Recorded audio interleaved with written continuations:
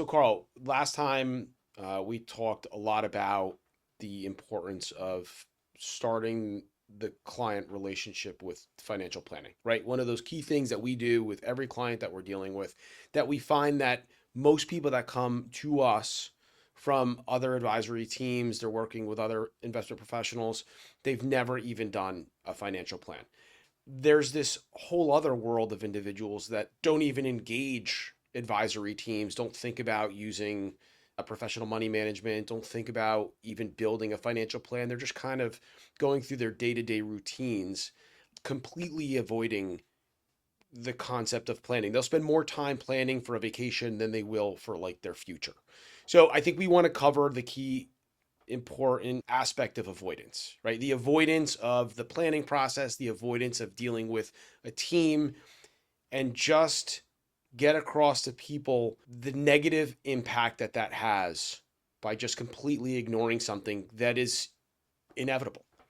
So you deal with all of our financial plans. When you're running these, like what are you hearing from clients on a regular basis as to why this is the first time they're doing it, or what's the emotion you're getting from them? Yeah, when it comes to avoidance, there's a couple main causes. First, the most common that we see is just I don't have time. We're doing our review. I don't have another hour to set aside to go through this. And it seems that they can validate that at the time, but when you look at it, you spend that hour to go through this, you save yourself years of worry. Mm-hmm. So I get that the schedule's hard sometimes, especially we're getting close to the holidays. Yep. People have a lot going on, but if you take the time to handle these things today, it saves a lot of time in the future Mm-hmm. and a lot of stress in the future. Another objection that there's a lot of people, sometimes people get uncomfortable talking about these things Yep. because they're afraid of what we're going to say. Yeah, and that's very common as well. It gets pushed, kicked down, the can gets kicked down the road because they don't want to have this conversation. They feel that it's going to be an uncomfortable conversation. And they feel that, not to interject, but when you hit on that topic, most people feel that they haven't done enough. And so Exactly. so they're going to sit down with us and we're going to be like, no. And it's that avoidance of this. I hear a lot of people saying, like, comparative to your other clients, like, how am I? They're like that validation of, like, did I do a good job? Yeah. But most people that we talk with, they don't think they did a good job. And so they just avoid the conversation and they kick the can down the road. Absolutely. And I try to stress to people that we're not here to say, no, you can't do X, Y, and Z that you want to do in the future. Or, you want to buy that house, or you want to take this trip, you want to retire a few years earlier. What we try to do when we run these plans is just figure out what do we need to do in order to make that goal attainable. Yeah. Do we need to save more? Do we need to maybe cut back on another goal? Hmm. And it's our goal is to never make our just say like, oh, this is unattainable. We want to figure out how can we help you get there. So that's an important part of it. I hope people understand is that we're not here to just be like the bearer of bad news and just say like, no, you can't do this. Yeah, I always tell clients, I'm like, listen, anybody can retire. You just have to do it within the confines of, Yeah. what you've created, right? Yeah. So I definitely see that avoidance. Those two things are super imperative. I also think the other one is just like there's some like when you're talking about retirement planning and other stages of your life, it's not really something that's morbid per se, right? When we start to talk about legacy planning and wealth transfer, I think that gets a little bit more morbid. But at the end of the day, it's that stage that you almost want to avoid.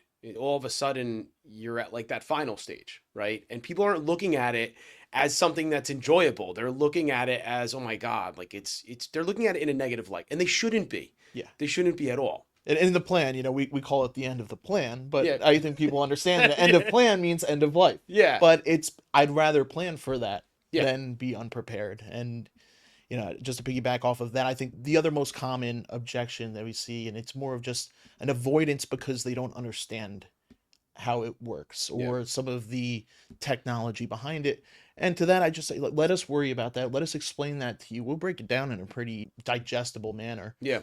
Monte Carlo analysis isn't I don't expect somebody who's worked their entire careers in another industry to understand what it is. And that's Yep. what we're here to do is to help break it down into a digestible manner and just show them the outputs Yeah. and that they're pretty easy to understand. Yeah, and I think if you start looking at it from a positive standpoint and not the negatives, I think it's going to change your tone around accomplishing these things, engaging individuals to kind of work on it for you. Like when people retire, right? We put in a honeymoon phase. Right? I mean, that's a fun part of your life where you get to kind of spend a little bit more money and you do all those things that maybe you put off because you were working or it was busy. So maybe there's extra vacations or there's work around the house that you've been avoiding that you're going to go ahead and do now because you have the time and it's definitely one of those eye-opening experiences where I can't tell you, and you too as well, how many times we have clients in the office, and when we're done, they're like, I never even knew this existed. Like, why didn't my other advisor do this for me?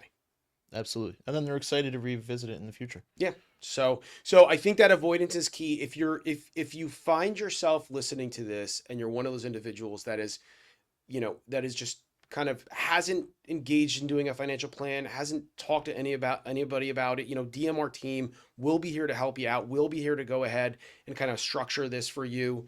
It's the beginning of the process. But if you think of any of the things that we spoke about, and those are reasons why you're not doing it, it's very common. It's normal. It's what most people do. But at the end of the day, take that one step, and I'm very confident that when you're done with that process, it's gonna be pretty life changing.